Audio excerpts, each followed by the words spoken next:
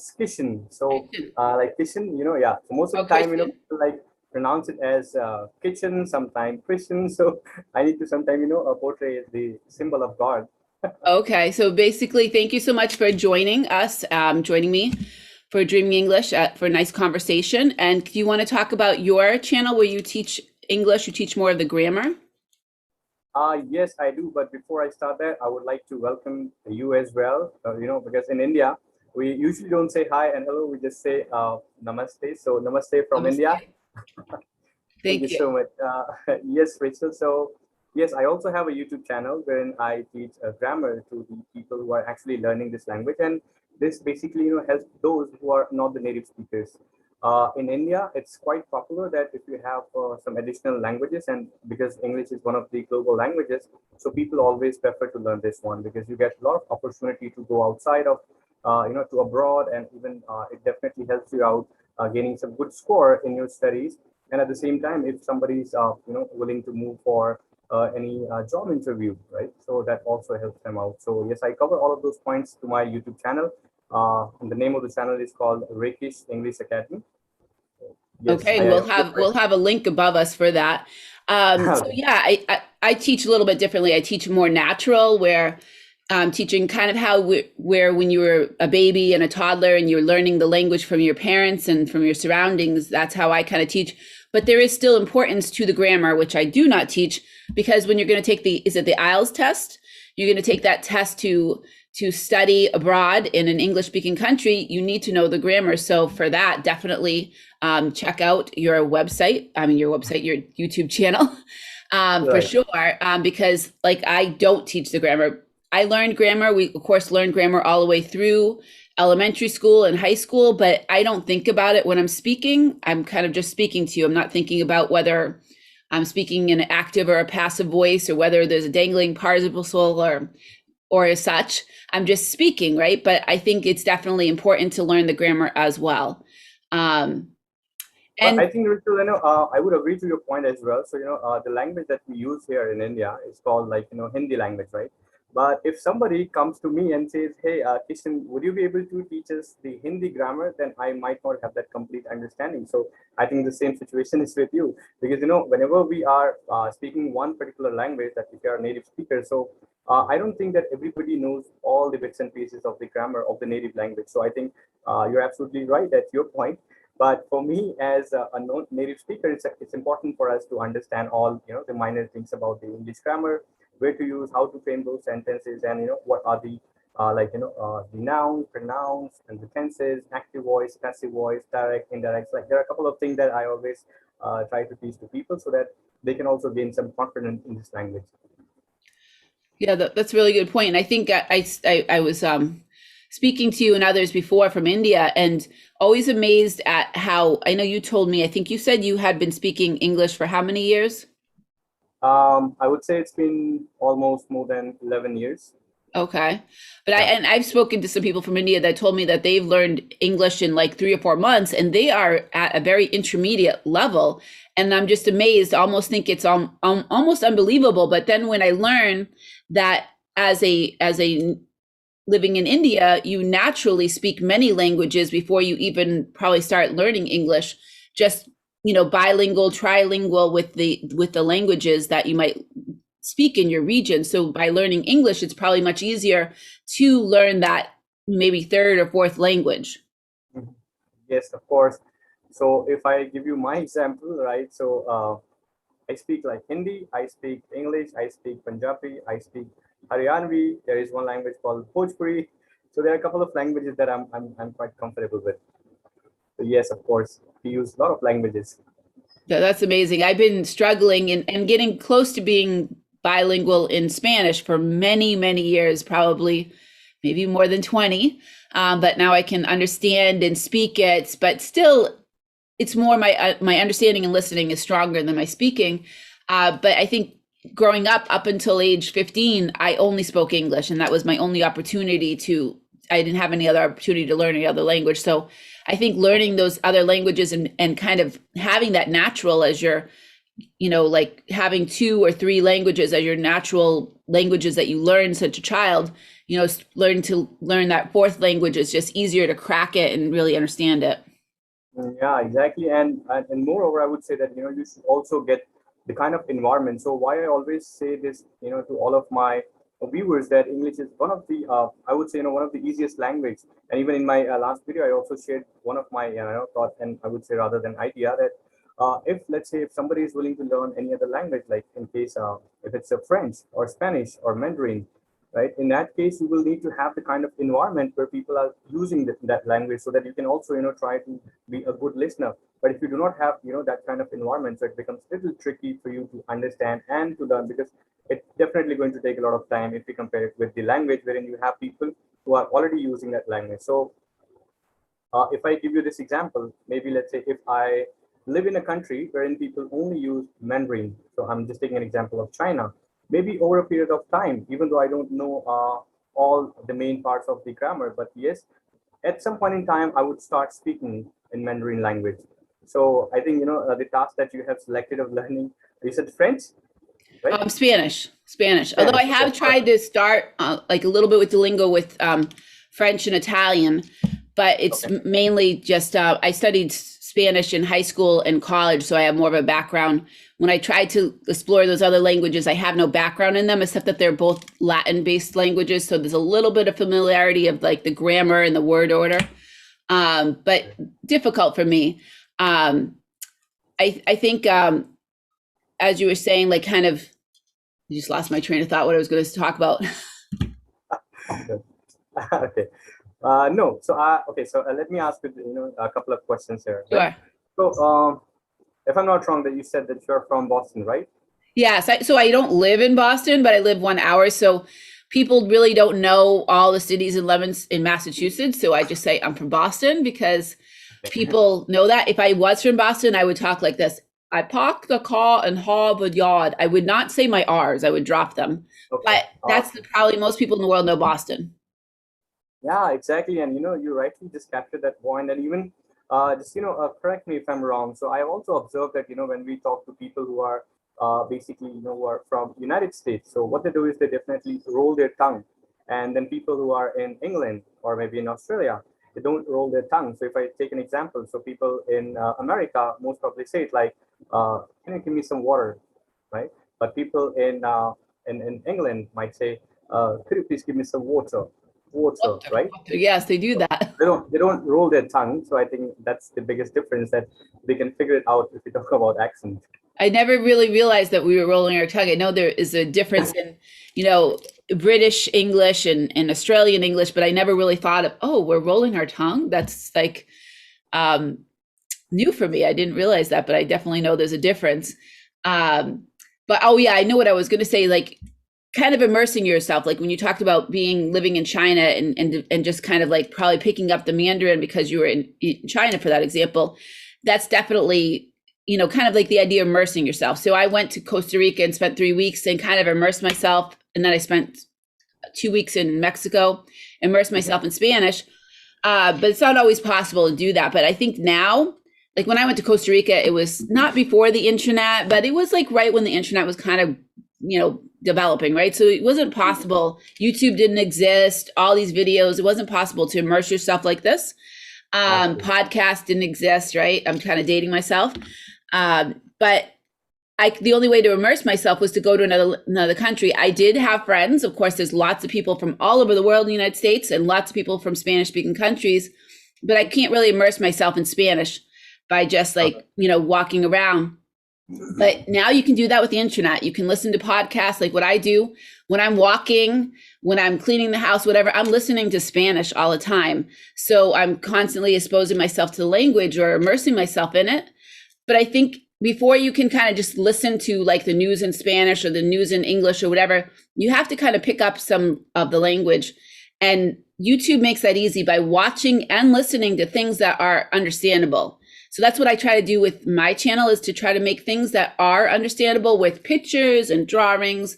And I'm like saying, okay, I was looking or whatever, using my hands.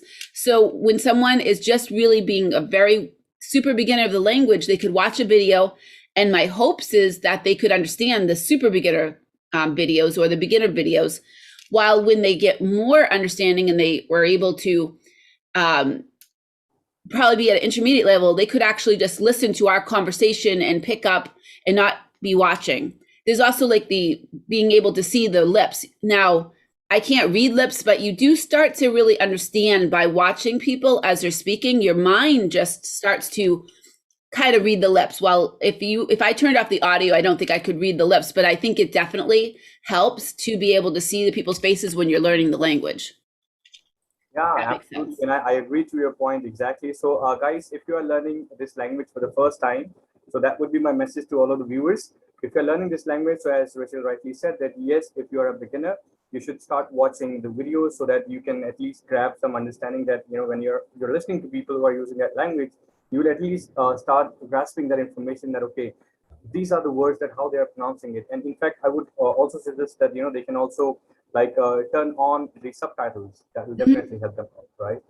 Absolutely. I've had some subscribers that ask me, can I add subtitles or can I add captioning? That's very time consuming, but I found that YouTube adds auto-generated subtitles and they're pretty good. I use them when I'm learning Spanish all the time. I turn them on and I read along while I'm listening, while I'm watching the person's face and I'm watching them, but I'm also reading along, and that's helping me with reading comprehension. It's helping me with really cracking that language. And yes, turn those subtitles on. For anyone that's asking to add those subtitles, I don't have the time to do it. I don't know about you, but I don't have the time to do that. Some people are doing something where they're doing a script and then it's easy to just upload what they've written. But when I make videos, it's kind of like on the spur of the moment, or like I know what I'm going to talk about, but I don't have a script, if that makes sense. Exactly. Yeah. So if you do it manually, so I would say, yes, it's a time consuming process, but yes, you do have that technology like on the AI base. So it automatically gives you that caption. But my problem is that, it has never, pronounced my name correctly. So whenever somebody says like kitchen, it will always say Christian. Sometimes it will say, like kitchen, but not kitchen exactly. It does mess up mine too. Every single time my name is Rochelle, and every single time it says Rochelle. And I should go in and at least fix that. But it's just so many things that I need to do that I just don't take the time to go in. I should probably go in to all the videos, which I think are probably more than 200 now, and go and fix it to say, hi, my name is Rochelle instead of Rochelle. Right. So, Rochelle, we have heard that in Boston, the name the Boston was kept like people from England, they started living, in that particular area. So is it truth or just a myth? Because I just wanted to talk to you about it. Because oh yeah, Boston was people from England. And lots of towns from here are named for towns in England. We have Boston.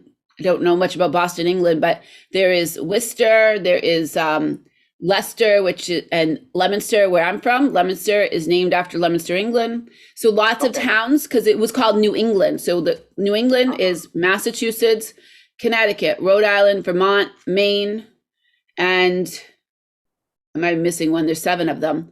New Hampshire. So all of those, and Hampshire, like Hampshire was part, like in England, there's a Hampshire, right? I don't know about, but then Massachusetts is not an English word. It's actually a Native American word. So lots of places here are named for Native American words or tribes. So yes, Boston was settled by people from England. It was the Pilgrims that came over, and they actually went to Plymouth, but then they eventually moved up to Boston. Yeah. I think, thank you so much for clarifying that, because, I also heard, I was talking to somebody like, I would say a few months ago, and then I was just talking about that, what do we call, people who ride horses? They wear like long hats and then they ride horses. What do we call that? I forgot the term. I think cowboys. Yes, cowboys. Yeah. So I also asked, the same kind of question that, we have heard about those cowboys. Like, do they exist, or is it just a myth, or are these just the imagination that we see, on No, they definitely exist. They definitely existed, and they still do. Not as much, but it's mostly in the West, where they would have all these big grasslands where they would go and they would have all these cows, and they would be like doing their lasso and, Yeah. probably like grabbing one of the cows and herding them. So like they would herd those cows. I think the idea was the cowboys herded the cows from one place to eat and then another place to eat. So that's why they were called cowboys, because they're herding cows. Exactly, and that was my question. That I always thought that they are riding horses, so why they are called like cowboys? I never saw any cow. Right, exactly. Yeah, they're not called horse boys, they're called cowboys. So Right. So we also heard that the Boston city is also called the nickname of that place is also called Pin City. Is it right? Pin City? Yeah. I haven't heard that one. I've heard it No. called Bean Town because we have like Boston baked beans. It's very popular. They're like beans that they Yes. put a lot of like sugar and whatever they bake them. So it's called Bean Town. They call the Massachusetts. They call it the Bay State because we have a really big bay. They call us what Yes. else do Yes. they call us? They have some other names that aren't as nice to say. Um, they call it Taxachusetts because they say that here in Massachusetts we pay the highest taxes. Um, Oh, really? yeah, and if you Is are it the from Boston, registered? you're Is it you're a okay? So is Bostonian. it like the registered name or just the name by That's that a nickname. A nickname. nickname? Yeah, Oh, so I think that people from around the country will say Taxachusetts because there's high taxes here. People from Boston are called Bostonians. Um, okay. let's see, Massachusettsians. I don't think that's really a word, but Massachusetts. Okay. uh, Bay Staters. People from Massachusetts are called Bay Staters. So there's lots of different names they call us, and I'm probably forgetting other ones. Oh, I think it's an amazing experience. So when you are you're living in the United States, but still you have like different time zones. But it doesn't happen here in India. We no matter that which place we are from, but in India we will always have just one time zone. That was something that was strange Something. to me because I asked somebody and they're like, there's only one time zone. And I was like, whoa, your country, I think, is bigger than America. And we have five.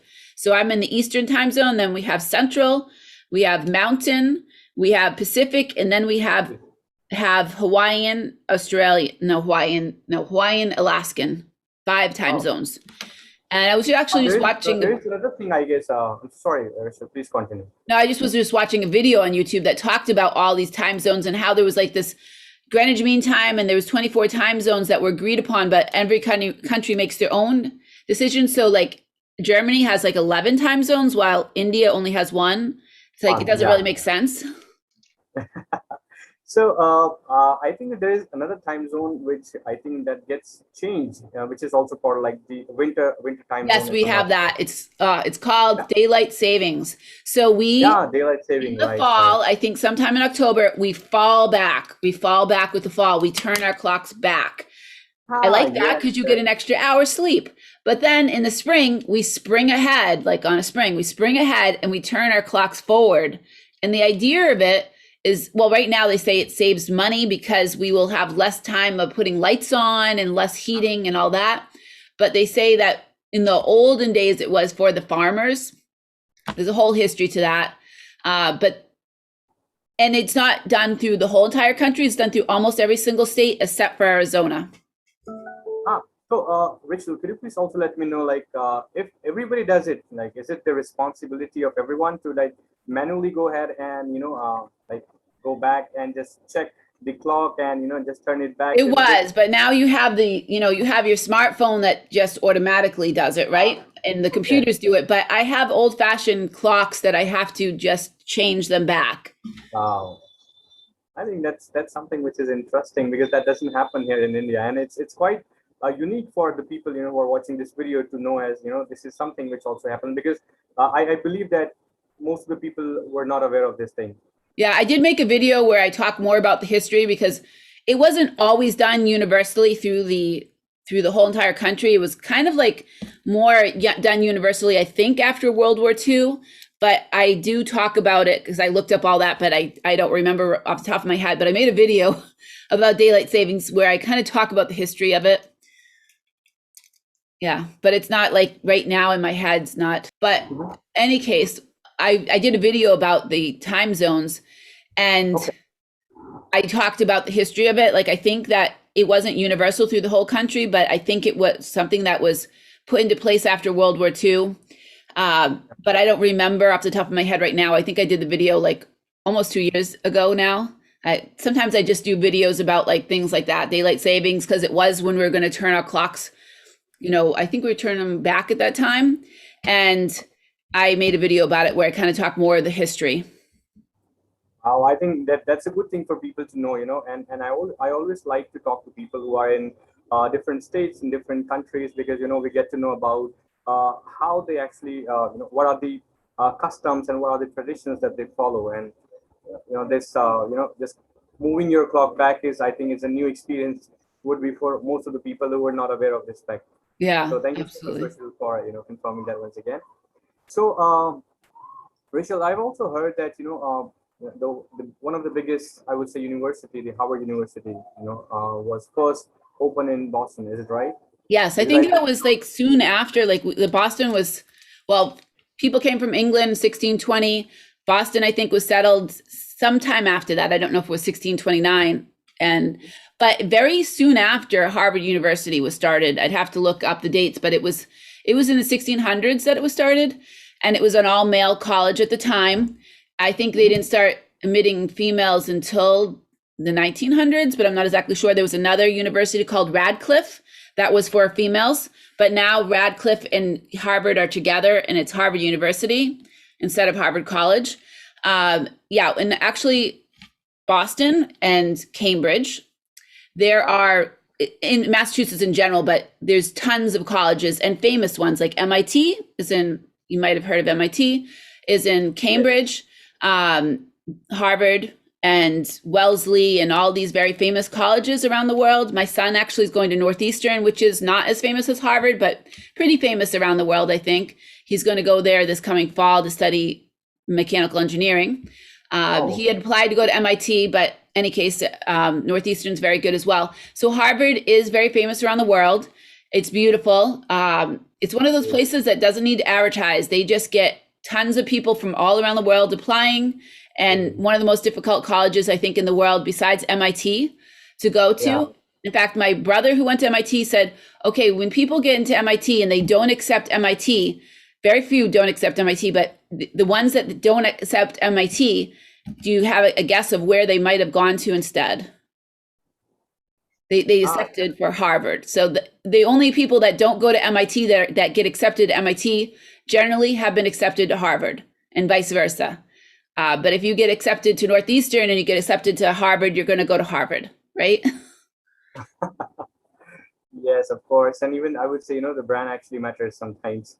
It does. I mean, they're all very good colleges, but, Harvard has that, it's like, I'm not sure if it's like the number one, but I think it's probably up there, number one, we call Ivy Leagues. And that another thing, if you wonder what the name Ivy League came from. So all of these colleges here in the Northeast or around the United States that are these historic and really hard to get into, they also have this ivy that is growing along the brick buildings. And that's why they're also called the Ivy Leagues, because they're hard to get into, but they have this beautiful green ivy. Wow, that's interesting. Yeah. So I think in the month of July, you will also have some sand festival in Boston. There are some festivals. I'm not sure. I know, we have like, month of July, we have big Independence Day things that the last 2 years haven't been as much, but that is where the biggest celebrations for Independence Day, the parades and reenactments of the Revolutionary War. And we have a oldest historic, still afloat military ship that we call Old Ironsides. It's called the U.S. Constitution. It'll go out into the harbor and come back. And that's pretty cool. So there's a huge big firework display in Boston, but I think this year they didn't do it because of COVID still.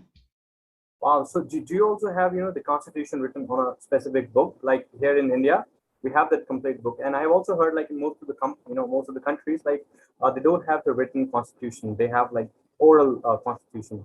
So it is there, in some countries. Yeah, our Constitution, I believe it's in Washington, D.C., and it is written, and you can go view it through like a glass. You're looking down. It's very protected from all the environment, but you can view it. If you go to Washington D.C. to, I'm not sure which particular building it's in, but I did view it. It's in one of those national monument parks or whatnot that you can actually view the Constitution. It might be in the Library of Congress, I believe. But I think people can also, go ahead and buy some books. You can actually buy the Constitution itself. The actual Constitution is one page, but you can buy a little paper and actually carry it around with you, of it for sure. Obviously there's been all kinds of amendments and all kinds of other things that are written or whatever, but the actual well, there's the Declaration of Independence. That was when we became independent from England. That's like one page signed by all the forefathers. And then the Constitution, again, is like one page that is in Washington. In fact, I think there's more than one, but because they would like probably make a copy, keep one in Philadelphia, one in Washington, and so on. And they would all be handwritten with, those quills and whatnot.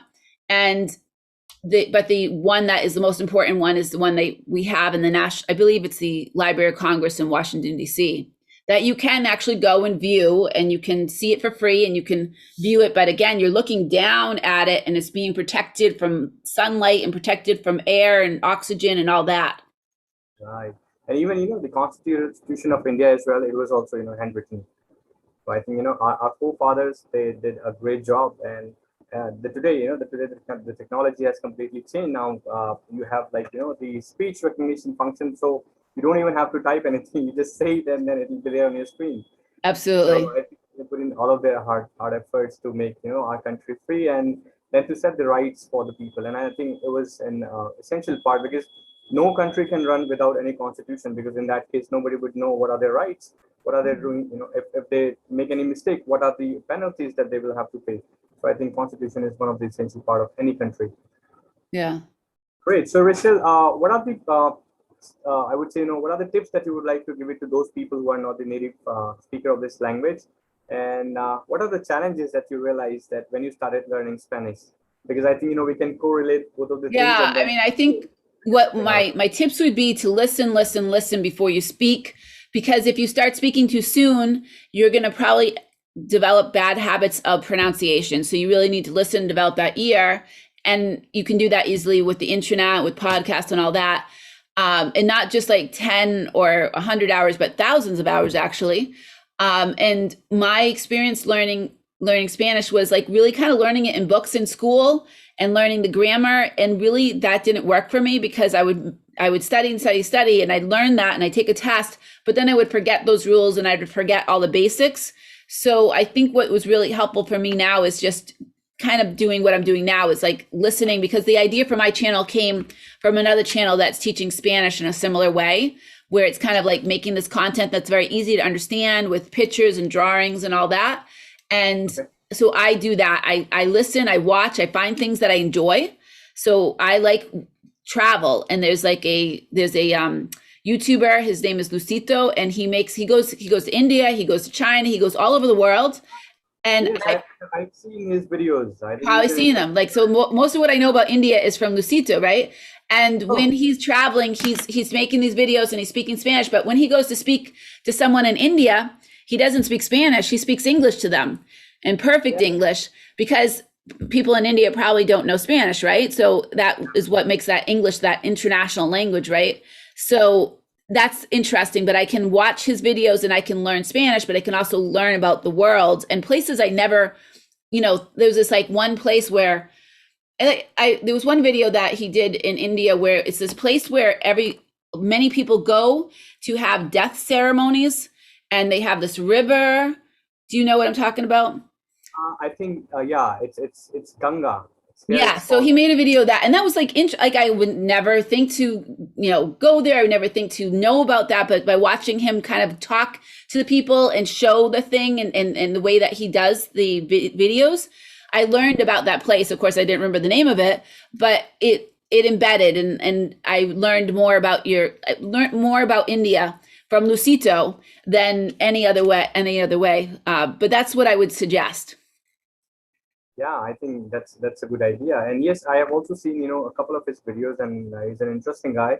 And He makes videos like, so if you start watching his videos, you would not like feel tedious, and you would enjoy each and every shot that he has presented on his video. So I think I it's love a good. what he does too is he has different shots. Like he'll put the camera down low and he'll be crouching down and then he puts it in a tree. So he and All then the he also does like he must have like a drone. So he'll do right. drone stuff and it makes the video more interesting. I'm trying to do that with my own stuff. Of course, I don't have all the equipment and probably people to help me, but I'm trying to make my videos be a little bit more interesting. Let me throw in like some footage of what I'm talking about, or kind of make it a little more interesting, because I think that's what makes his interesting too, is that he's showing you all these different perspectives. Like you wouldn't look at things like down from the ground, but he puts that video camera down on the ground and looking up. Absolutely. So, it gives like some creative efforts as well on it. So you don't feel bored while Yeah. watching this video. So had it been just one shot wherein you have the same background and there is nothing moving, nothing changing. So after some point in time, you would feel like, no, you don't want to watch it anymore. Now you'll probably, change the channel. Yeah. But yeah, I've seen his videos and he's an interesting guy. Yeah. So in fact, in my sessions, what I do is like I give like video content on the YouTube. Apart from that, I also arrange some free live sessions with all of those students who are working. And along with that, I also have my offline academy, wherein people who are the advocates here in Delhi. So basically, advocates in Delhi High Court. They are planning to move for the higher position. Like they are moving to, they're planning to basically move to the Supreme Court.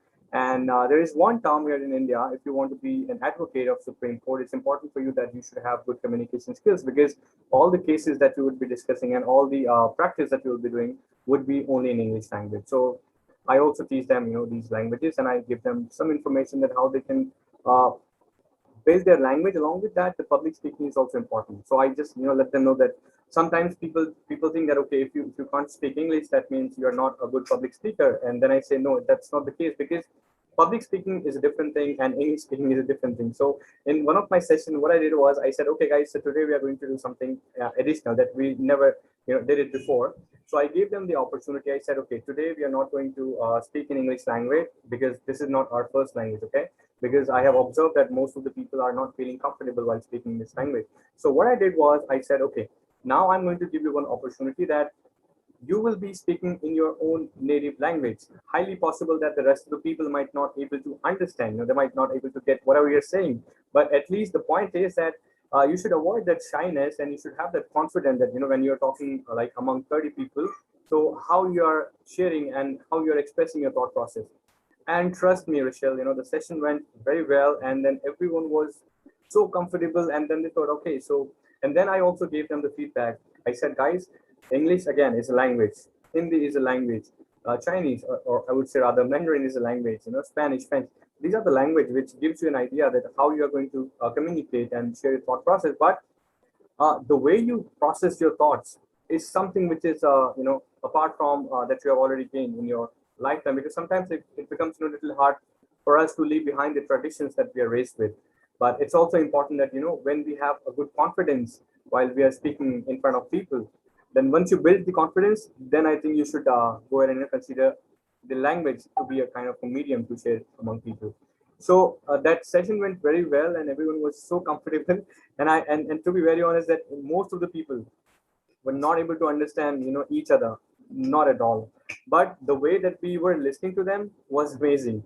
The kind of intonation that they were using, the kind of pronunciation that they have, the kind of jaw moment that they were utilizing, like everything was super awesome. But the only thing was that it was not in English language. So I think, yeah, I also want to make sure that whenever I'm conducting those sessions, I just stay with my, my people. I would say, people who are loving this language. So in my session, people come from Dubai, people come from Oman, people come from India, different states of India, and some other countries as well. So I just want to make sure that when we have the communication session, we also, take feedback, and we also give feedback to each other, and that's how we are going to improve. Because sometimes, I don't want them to understand anything out of the context. Rather than that, just get feedback and share feedback.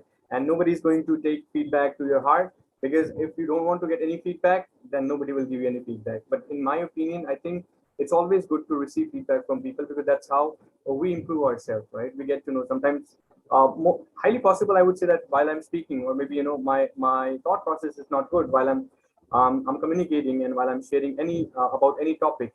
So let's say the topic is women empowerment, right? Highly possible. Let's take an example. Now, English comes in the second place, but first place is that what my thought process is when I talk about women empowerment, right? If I'm thinking good about it or if I'm thinking bad about it. So my thought process is the first priority and then the language. So in my session, we always try to make sure that, people are learning things and people are improving, people are growing. We play, we conduct like different sessions wherein on Sunday, we have a special session, which is called Sunday Fun Day, right? Oh, So I in like that that. session, we don't talk about English language and we don't talk about learning anything. We just simply talk about, about our hobbies.